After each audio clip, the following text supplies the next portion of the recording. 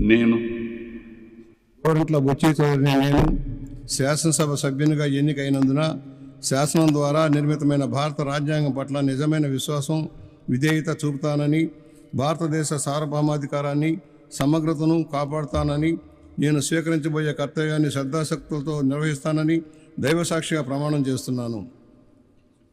నేను ఆంధ్రప్రదేశ్ శాసనసభ సభ్యుడినైన గోరంట్ల బుచ్చి చౌదరి అనే నేను సభ నియమాలకు కట్టుబడి ఉంటానని, వాటిని అనుసరిస్తానని, సభ మర్యాదలను పాటిస్తానని, సాంప్రదాయాలను గౌరవిస్తానని దైవసాక్షిగా ప్రమాణం చేస్తున్నాను.